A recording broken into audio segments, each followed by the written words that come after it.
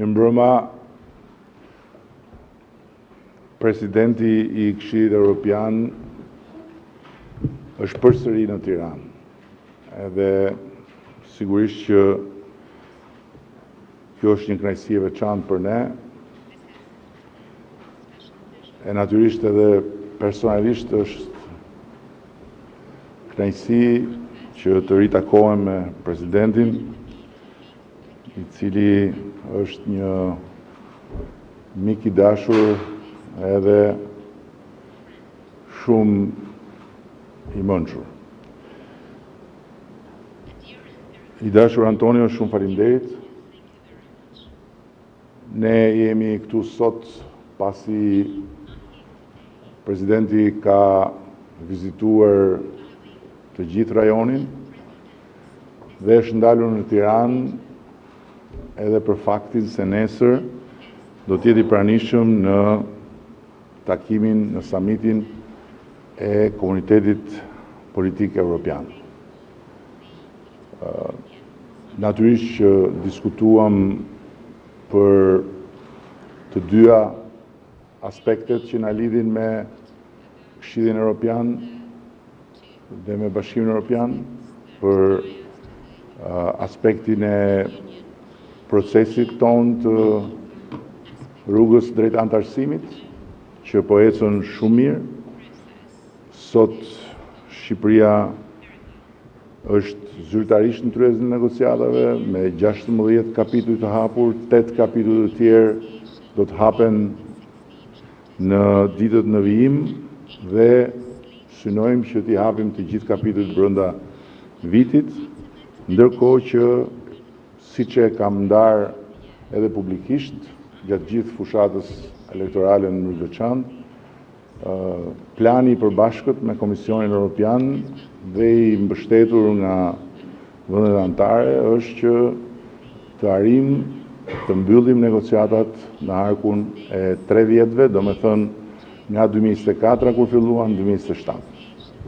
Është një plan shumë ambicioz, por është një mundësi e jashtëzakonshme për ne, pasi janë rreshtuar yjet në një farë mënyre dhe Bashkimi Evropian sot, si asnjëherë më parë, të paktën në memorien time, është shumë I dëshiruar që të pranojë anëtarë të rinj, por natyrisht bazuar në merit dhe bazuar në rezultate.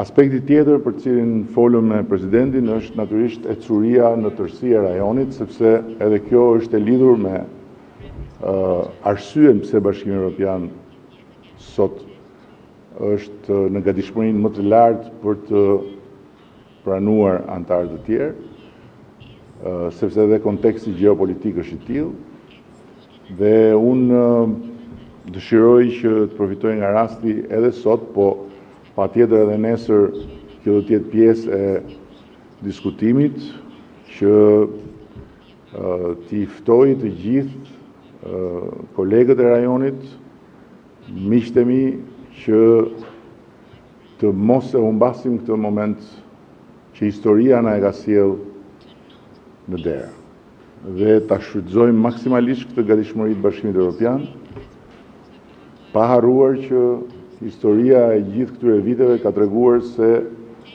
procesi I zgjerimit mund të shpejtohet në një moment dhe mund të ngadalësohet për shumë vite. Dhe e fundit që dua të theksoj është që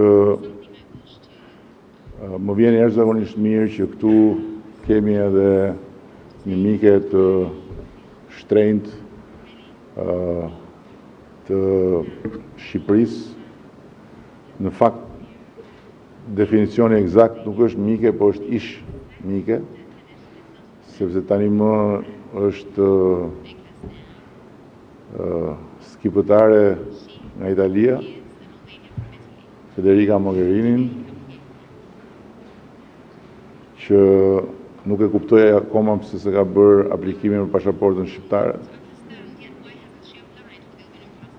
vetëm një justifikim ka që pret ta marrë pasaportën europiane të Shqipërisë, pra European Union Albania, se nuk do këtë pasaportën me lëvizje të lirë, po pa drejtë qëndrimi në Bashkimin Evropian. Edhe shumë faleminderit dhe studentëve të kolegjit që i shoh nga portreti që janë student kolegjit, sepse kanë një rrezullim nga yjet e Bashkimit Evropian në portret.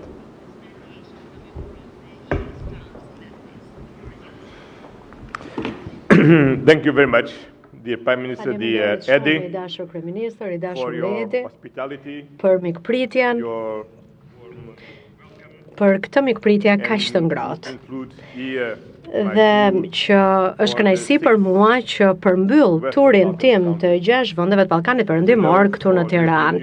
Siç e dini edhe ju, për Bashkimin Evropian, zgjerimi me vendet e Ballkanit Perëndimor është investimi më i madh geopolitik që ne po bëjmë për momentin, dhe ky është momenti i duhur dhe e kemi ne në dorë tashmë për të arritur këtë proces sa më shpejt që të jetë e mundur. Shqipëria është mishërimi i procesit të zgjerimit të Bashkimit Evropian, duke qenë në rrugën e duhur drejt antarësimit në BE. Rezultati i zgjedhjeve këtë javë konfirmoi edhe një herë dëshirën e qytetarëve shqiptar për të integruar në Bashkimin Evropian dhe i dashur Edi më lejoni t'ju përgëzoj edhe një herë. Faleminderit për këtë fitore mbreslënëse. Antarësimi i Shqipërisë në Bashkimin Evropian është objektivi ynë e përbashkët. Dhe këtu nuk bëhet fjalë për në qoftë se apo se si, por këtu bëhet fjalë për kur. Ju e dini pikërisht se çfarë dhe eksaktësisht se çfarë duhet bërë. Dhe ajo që dëshiroj të bëj është vetëm t'ju inkurajoj që syt t'i mbani drejt këtij objektive dhe të arrini rezultate të tjera edhe tashmë në fund, dhe pikërisht tashmë dy çështje janë kyçe: ruajtja e ritmit dhe intensifikimi i punës, në veçanti sundimi i ligjit dhe lufta kundër korrupsionit. Ne gjithashtu qëndrojmë së bashku krah për krah në arenën ndërkombëtare, natyrisht të vendosur për të thelluar bashkëpunimin ton për çështje që kanë të bëjnë me sigurinë dhe mbrojtjen. Gjithashtu, dialogu i parë i nivelit të lartë ndërmjet BE-s dhe Shqipërisë për mbrojtjen dhe sigurinë që organizua para pak kohë në Tiranë është një shembull shumë i mirë i parafrimit që ne kemi me njëri tjetrin. Kjo javë shënon edhe një gur tjetër kilometrik, organizimin e samitit të Komunitetit Politik Evropian në Tiranë, që do të sjellë në kryeqytetin tuaj mbi 40 udhëheqës evropian. Dhe është hera e parë që ky samit organizohet në këtë pjesë të Europës. Ndaj, më lejoni t'ju përgëzoj për organizimin e shkëlqyer të këtij samiti dhe me padurim pres takimet e ditës së nesërme, jam i bindur që ato do të jenë produktive. Dhe më lejoni që të përdor këtë mundësi edhe për të përgëzuar Federica Mogherinin për një iniciativën, për nismën në bashkëpunim me ju për çeljen e Kolegjit të Evropës këtu në Tiranë, dhe edhe unë i uroj mirëseardhjen studentëve të këtij viti të parë që marrin pjesë pra në studimet, që është viti Jacques Delors, siç quhet.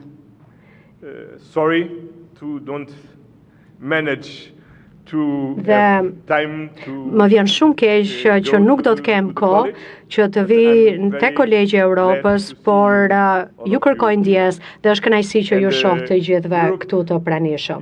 Faleminderit që erdhët, sepse Europa nuk ka të bëjë dhe nuk do të thotë vetëm begati. Nuk do të thotë vetëm vlera. Europa ka nevojë edhe për fytyrën tonë të përbashkët që ta kemi atë dhe në të ardhmen të përbashkët. Dhe prandaj që shoh vitin Jacques Delors në Shqipëri, vitin e parë pra, është një kënaqësi e madhe për mua, sepse pas baballarëve, pra atyre etërve themelues të Bashkimit Evropian, kjo ishte një gjë shumë e rëndësishme dhe tashmë Edi, ky është momenti, siç ka qenë në 92-shin, për të marrë hapin tjetër të rëndësishëm dhe fatmirësisht ju keni këmbë të forta dhe të gjata për të marrë hapa të mëdhenj përpara. Faleminderit.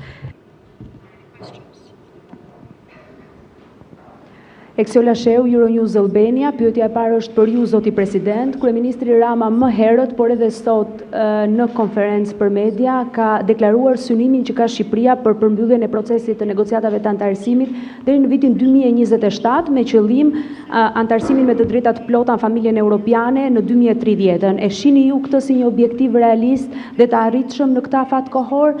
Ndërsa për ju, zoti kryeministër, vijon në të njëjtën tematik, gjatë fushatës elektorale ju kërkuat shqiptarëve votën me qëllim për t'ju premtuar atyre dhe dhënë pasaportën europiane.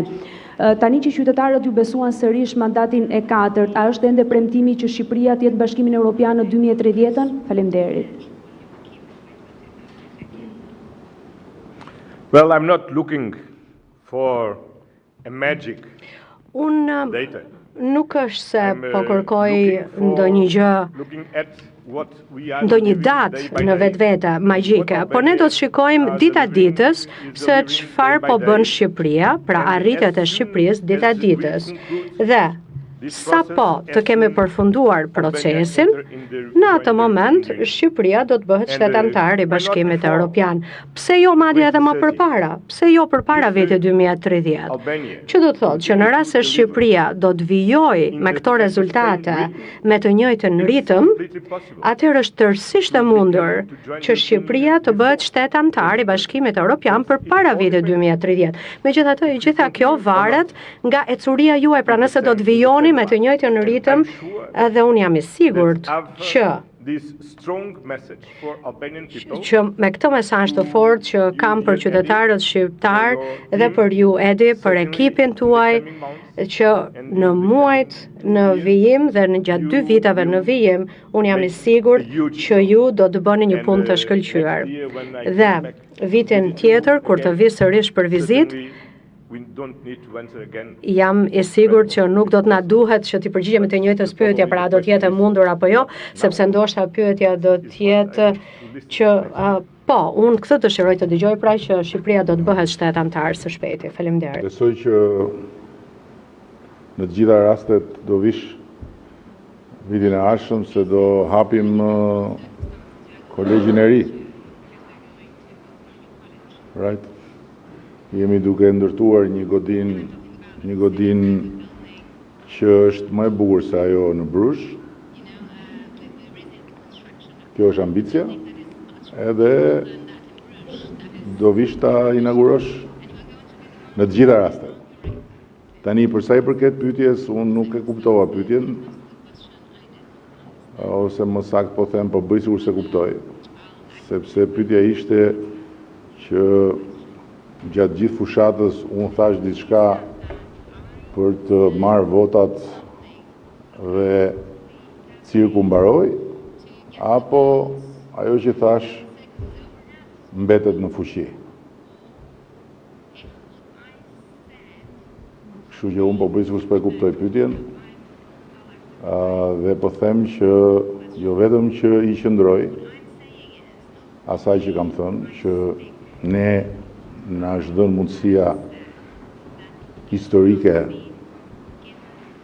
pasi janë rreshtuar yjet bashk dhe Bashkimi Evropian ka hapur derën, që të hymë në atë derë nëse ne bëjmë të gjitha ato që janë të shkruara dhe të përmbledhura në planin që kemi në tavolinë së bashku me Komisionin deri në fund 2027. Kështu që ne do bëjmë tonën. Dhe duhet ta bëjmë patjetër tonën, se nëse ne bëjmë tonën, nuk ka çfarë bën as Antonio që e do me zemër këtë proces edhe Shqipërinë edhe rajonin, as një mik tjetër, sepse Bashkimi Evropian funksionon me laps, edhe me kritere dhe standarde që duhen përmbushur. Pasi ne të bëjmë tonën, pastaj topi është në fushën e tyre për të hapur derën. Zoti ju shtofti natin, themi ne, edhe para 2030-s, po ne kemi vënë 2030 nuk e pas parasysh që mund të ketë në proces momente që mund të marrin më shumë kohë. Kështu që absolutisht kjo është një mundësi historike dhe ky është një mision historik për ne. Ne jemi në mes të Europës, nga popujt më të vjetër këtu, dhe për sa kohë nuk do hymë në Bashkimin Evropian, do mbetemi të huaj. Dhe për ne nuk është çështje as fondesh, as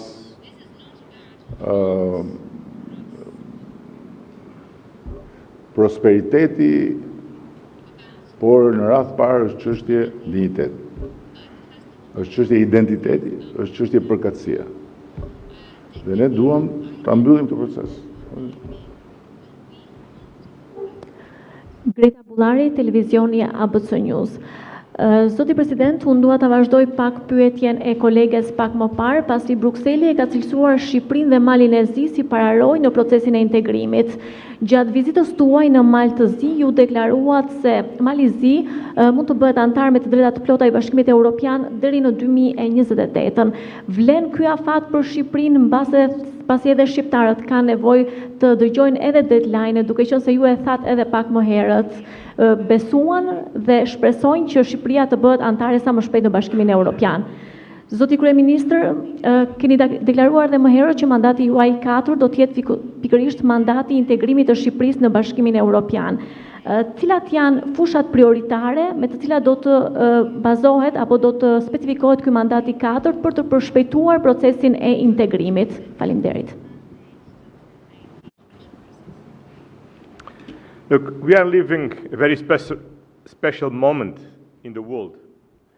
And these very special Momente të veçanta në botë sot, dhe në këto momente të veçanta, më shumë se kur ne kemi nevojë që të përshpejtojmë bashkimin e të gjithë Europës dhe forcën, fuqinë e saj. Dhe kjo na sjell në këtë moment për zgjerimin, sigurisht për Ukrainën, Moldavinë, edhe Gjeorgjinë në rast se ata dëshirojnë, por sigurisht edhe për Ballkanin Perëndimor. Dhe Ballkani Perëndimor na ka sjell dhe na ka treguar që edhe më parë që dëshironte që të bëhej pra pjesë e Bashkimit Evropian. Dhe këtu nuk është ndonjë garë, konkurrencë, por dëshira ime është që të gjitha këto vende, të 6 vendet e Ballkanit Perëndimor, të ecin përpara sa më shpejt që të jetë mundur me përmbylljen e negociatave, që të tregojnë rezultate për reforme, të përmbushin kriteret. Dhe kjo nuk ka të bëjë vetëm me të bërit e punëve për hir të bërit punëve, por për ndryshimin që do të sjellë për mënyrën se si ne funksionojmë, do të ndryshojë edhe mendësinë, mentalitetin. Ndonjëherë e di, kjo nuk është e lehtë, sepse edhe unë vetë vi nga një vend që jemi bërë shtet antar vetëm përpara 40 vitesh, dhe e di se çfarë do të thotë që ndonjëherë vazhdojmë të kemi vështirësi, por kjo është rruga e dur për të ecur përpara. Dhe për shembull këtë javë unë vajta në Serbi, në Bosnjë Hercegovinë, në Kosovë, në Malin e Zi, në Maqedoninë e Veriut, dhe sot dhe së fundmi pra jam në Shqipëri, duke plotësuar kështu të 6 vendet vizitën time në 6 vendet, pavarësisht vështirësive që ka në secilin prej vendeve, ndonjëherë edhe probleme dypalshme, ndonjëherë probleme historike. Gjithsesi, të gjitha vendet e Ballkanit Perëndimor kanë një objektiv dhe dëshirë të përbashkët që të bëhen pjesë e Bashkimit Evropian dhe të ecin përpara, të hapin një kapitull të ri. Dhe ajo që unë u them të gjitha këtyre vendeve është, dëgjoni, mund të keni besim tek Bashkimi Evropian, besoni tek ne. Ne kemi një vullnet të qartë politik në Këshillin Evropian. Ne kemi një angazhim të qartë nga Komisioni Evropian, që ky është momenti i duhur për të arritur këto rezultate dhe duhet ta përdorim këtë moment, këtë çast. E mbaj mend shumë mirë përpara disa vitesh që ne kemi ardhur këtu në Tiranë dhe kemi dëgjuar Edi Ramën kur tha: "Dëgjoni, askush nuk ju beson më, ose që ne do të bëhemi shtet antar." Sepse aq shumë herë është thënë sa tashmë ndoshta askush nuk e beson. Por ajo që ka ndodhur në secilin prej këtyre vendeve të Ballkanit Perëndimor gjatë 2 viteve të fundit, por edhe mënyra se si ka ndryshuar Bashkimi Evropian gjatë 2 viteve të fundit, ka ndryshuar tërësisht mendësia edhe në Bashkimin Evropian, pra edhe qasja. Kështu që jam e sigurt që edhe Edi Rama beson tashmë në një gjë që nuk besonte deri diku përpara 2 vitesh. Kështu që kjo do të thotë që tashmë kjo gjë është e mundur. Për mua, edhe kur përpiqem madje, që e zëm, edhe në qoftë se do harroj për Ballkanin Perëndimor, se sa herë hy në zyrë çdo ditë, shikoj një kanoqe Coca-Cola me një dizajn shumë të veçantë nga vetë Edi Rama. Dhe në vetvete ajo kanoqe është shumë e veçantë. Është simbolike, jo vetëm për faktin që i kishte projektuar e ka dizenjuar Edi Rama, por sepse kur isha për vizitë në zyrën e tij përpara disa vitesh në një cilësi tjetër, ai më ofroi një libër nga një shkrimtare vërtet e madhe dhe shumë e mirë shqiptare në portugalisht, Lea Ypi, të lirë, dhe unë e lexova librin gjatë udhëtimit ndërmjet Shqipërisë, Tiranës dhe Lisbonës. Dhe me të vërtet që e pëlqeva shumë atë libër, u apasionova shumë bas librit, a e di që ajo po shkruan sërish, dhe është një novel fantastike për të kuptuar historinë tuaj, historinë e Shqipërisë, por edhe historinë e vendeve të Ballkanit Perëndimor. Dhe kjo është arsyeja sepse unë e kam ofruar si dhurat Krishtlindjeje udhëheqësve të Europës librin e Lea Ypit.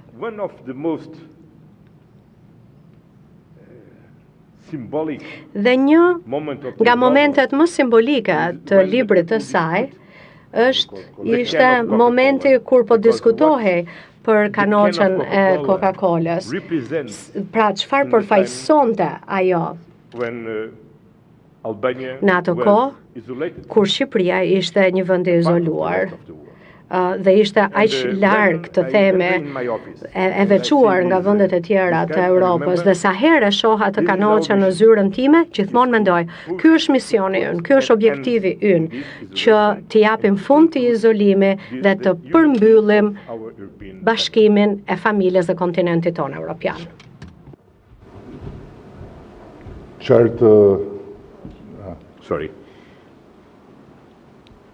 Qatë them unë tani mbas kësaj, nuk besoj se ke nevojë që unë të shpjegoj detyrat që duhet të bëjmë, se po t'i hy këtij shpjegimi duhet ta mbajmë presidentin e Këshillit Evropian deri pas nesër këtu, edhe duhet humbim edhe EPC-n, ka shumë detyra ka BE-ja.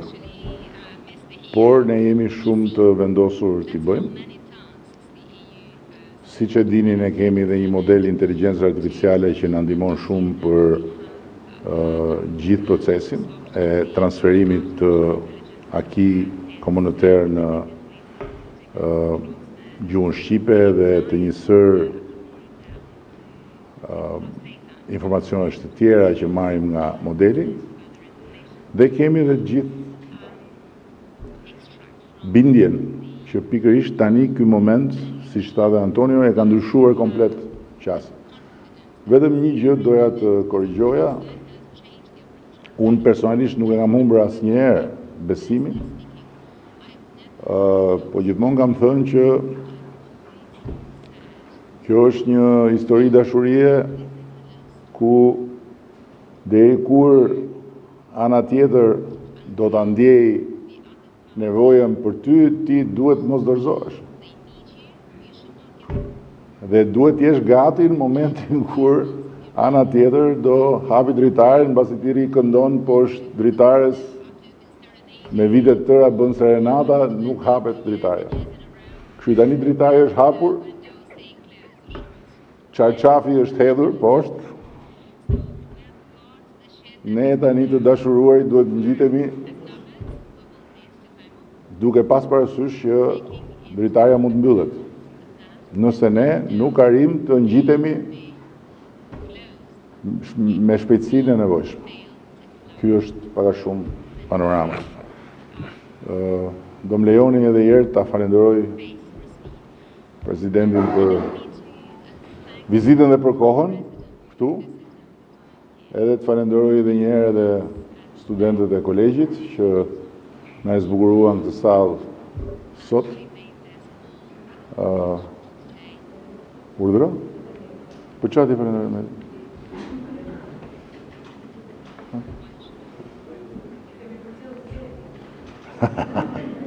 Po jo, falenderoj dhe juve patjetër, po nga që juve ju kemi këtu gjithmonë, ju falenderojmë me disponimin tonë. Kjo ishte ideja, po patjetër falenderoj dhe ju të gjithëve. Shumë falenderoj. Thank you, Antonia.